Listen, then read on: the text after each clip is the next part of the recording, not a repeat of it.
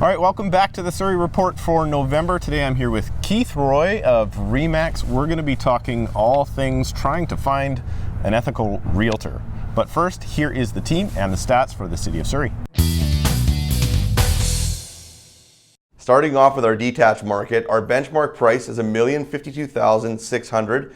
That's a 3.2% decrease year over year, but we are up 0.3% month over month. In townhouses, the number of sales is actually up substantially. However, it's our only category this month that's down both year over year to the tune of 3.5% and month over month, 1%, sitting just under $563,000. And in condos, the benchmark price is around $427,000. Now, month over month, that's an increase of 0.6%, but year over year, we're still down about 5.9%. All right, Keith, thanks for coming. Well, wait, I came to you. We're in Vancouver. We're in Vancouver. It's just on the border here. I wanted to speak to you about locating or trying to hire an ethical agent, because you're famous for being kicked off the ethics committee for being too ethical. For advocating for more transparency and ethics. So I figure you are the right guy to talk to about this. So if I am out there, I'm looking at bus benches, I'm looking at ads, how do I find out if the person I'm hiring is going to treat me right and ethically? Yeah, it's interesting when you ask a seller what they're looking for, like what characteristics are you looking for in a realtor, they always say, I want someone who's going to negotiate hard, get me the best price, and someone who's really going to look after my interests, which is code for I want an ethical realtor. Absolutely. I want to know that I'm not getting taken for a ride. Mm-hmm. There's a couple things that the public can do to make sure that they're hiring an ethical realtor. The first is, I think personal referral is one of the greatest ways to hire someone anywhere. Okay, so you're talking friends and family. Friends and family, ask people at work, ask people who've been through an experience. Okay. If you see a realtor in your neighborhood who has a lot of signs up, go and knock on some doors and talk to those people. How's your experience? How was your experience when you sold your house or when you bought your house? Get that personal connection and that personal introduction. A lot of my business, I know a lot of your business comes from repeat and referral business. Almost exclusively. Right, and that's really important. The guy who can afford a lot of bus benches isn't necessarily the right realtor for you. I'm not saying they're bad, but they might not be the right realtor for you. So personal referrals, number one. Second is you can do some due diligence, and there's a few places you can go for that. The Real Estate Council of the Real Estate Council of British Columbia on their website has a discipline listed.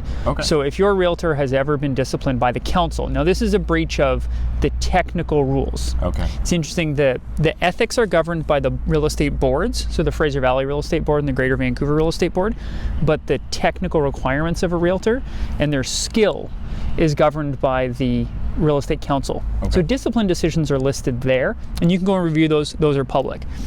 You said earlier that I was removed from the ethics committee. It was the professional conduct committee of the real estate board. So the professional conduct committee of any given real estate board governs how realtors behave with each other, which is really where ethics comes in. Realtors have an obligation to their client, but they also have an obligation to behave fairly to each other and play by the rules, because the rules are all designed to protect the consumer. Neither the Real Estate Board of Greater Vancouver nor the Fraser Valley Real Estate Board publishes their discipline decisions. So a member of the public will never know if their realtor was behaving poorly inside of a deal. So that's a place where if you're having trouble or you think the rules were broken, you may report to, but you won't necessarily get information from. Those real estate boards are member organizations, so they're not subject to public accountability. As opposed to council, which is now the council is government-led. It's the public governing body that oversees realtors. So what you wanted, and you'll never find out, because as a realtor, I'm not allowed to tell you that a member of another realtor was disciplined by the real estate board. So you want to go to the council, you want to ask around, you want to look for quality of reputation. Volume matters. I mean, So the I'm number one bus bench guy, does that mean if I'm a consumer that I'm getting the most ethical agent? Or the other side of it, if there's somebody that's doing it part-time, how do I differentiate that? Yeah, you're looking, obviously you want ethics, but you also want experience. Like the part-time realtor who also has a full-time job somewhere else and can't answer your phone call at 2 in the afternoon because they're a barista or they're working, that's a bit of a challenge because they might, look, the average realtor, you know this, the average realtor does about 6 deals a year. Yeah, it's less than that in the Fraser Valley board. Yeah, so if you're doing 4 to 6 deals a year, and it's been a bad, 2019 wasn't a banner year. It's been fantastic for us. Yeah. So if you're doing 4 to 6 deals a year, you're reinventing the wheel every time you go to do a contract. Yeah. Whereas if you're working with a real estate professional who's maybe on a team or someone who's just doing more house sales, they know what's going on in the market. Yeah. And when they're writing a contract, it's not the first contract they've done that month. There is a differentiation that I want to make, which is also the other side of that. Busy realtor doesn't necessarily mean ethical realtor as well. So we maybe have to do some of the things you mentioned, trying to maybe ask around, ask a friend or a loved one or somebody that's had experience. Trust but verify. So let's say I'm brand new to the area, I don't know anybody. Yeah. Where do I go next? Well, presumably you're moving into the area because you've got a job or you've got some activity going on. If you're looking for a buyer's agent, the buyer's agent you want might be someone who's working on a team of an expert in that neighborhood, perhaps. Or you can just interview a couple people. You can read online reviews. You can search by brand. Okay, that's one thing I wanted to talk to. So brand, the company names that are out there, the bigger names. You work for Remax, I work for McDonald's. Yeah. You can start there with your research. Yeah, I think brand is a great qualifier because different brands require different levels of commitment from their realtors. Okay. I know at our office we only allow full-time realtors, so you tend to get a higher quality agent in that they've done it more frequently. All right. The Remax slogan is, it's okay, we've done this a million times. Okay.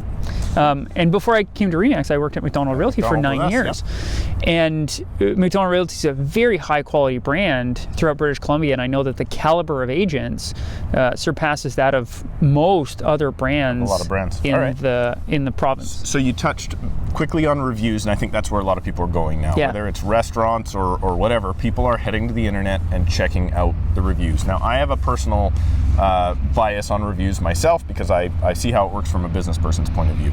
I always like to toss out the 1-star and the 5-star reviews and kind of read the stuff in the middle to find out what really goes on, right? Yeah. Which is something that happens. But what sites should should I be looking at these like Rate My Agent sites, best of sites? Yeah, so your top 4, I guess, are Rank My Agent, which is integrated in with Realtor.ca. Okay. It doesn't have a lot of agent buy-in yet, so it doesn't have a lot of public buy-in. Because if the agent doesn't ask for reviews, the public doesn't go out and give them to their agent. I've actually never seen that website myself. Yeah, it is. You can link your Rank My Agent profile in with your Realtor.ca profile online. So sometimes you'll see that. We're seeing Zillow make an appearance in Canada. Their reviews are almost non-existent at this point, so not particularly useful. And then the big ones that we see are Facebook, Google, and Yelp. Yeah. Those are the top 3. Yelp is the mafia of the internet. Yelp is the mafia of the internet. Okay, so why you say that is if you don't pay them, your reviews don't necessarily get put up. The bad ones will get put up. Okay. The bad ones will always end up on Yelp if you don't pay them. If you pay them, the good ones will start to magically appear. Most people have walked away from Yelp. I've noticed this myself because when I log in, I have noticed that all my reviews are there that they said, hey, can you use our service? I said, yeah, that would be fantastic. Yeah. I got my clients, I said, can you give us a review here? They do that, and then I log back out and log in as a personal person. Gone. They're gone. Yeah. So personally, what I do with restaurants or like anything else I'm doing is Google is where I generally head to. Yeah, Google and Facebook reviews are pretty reliable. They have mechanisms through which you can dispute if you're an agent to say, look, like I got a bad review on Google at one point from someone who had never done business with me. Yeah. They were the seller of a property where I represented the buyer. Okay. And my buyer got a great deal. So they were upset that they got taken advantage of. And my response to that review was, yeah, you did get taken advantage of. You didn't hire me. Yeah. Yeah. That's actually something we say often with some of our marketing is, with our negotiation, well, did you make the buyer pay too much for this house? I may have. As the selling agent, I did. Because, I mean, we definitely are representing our clients first. And that's our job as a fiduciary. So, anything else you'd like to toss in on this? Be careful out there and don't be afraid to interview a couple agents in whatever you're doing. Obviously, if you're working with Steve, just hire Steve and don't ask any other questions. Me as well. But if you're new to an area, you're learning about an area, you're not quite sure, you need to get along with his agent. On the buy side, you're going to invite this person into your life. You're going to tell them your story. You're going to take them on a tour through all the things you like and don't like. Okay. On the selling side, you're going to invite them into your home. They're going to interrupt your life. You're getting into a sometimes 2 weeks, sometimes 9-month relationship. You got to be careful about who you choose. Make sure you like them. Make sure that they've got some references that you can count on, and be careful with your hiring decisions. And there's lots of very high quality professional realtors throughout the province of British Columbia, and you'd be well served by hiring one. And I wanted to highlight specifically with doing this with you is there is a difference, or maybe not a difference, but maybe something else you should consider other than sale price, number of homes sold. You do want to check out, how ethical this person is. And I love your idea of phoning the people who have dealt with that agent in the past, maybe even knocking on their door if you see the sign in the yard. Yeah. That's an amazing idea. Yeah. Awesome. Thank you for your time. Thanks I appreciate for having it. me. We're freezing our buns off here in Vancouver. We will see you next month. Keith, how can they get a hold of you if they want to? I'm a Vancouver agent, work at Remax here in the city. I was born in Vancouver. You can reach us at keithroy.com, and everything's there, and we'll gladly look after anything you need here in the city. Awesome. Thanks, and we'll see you next month.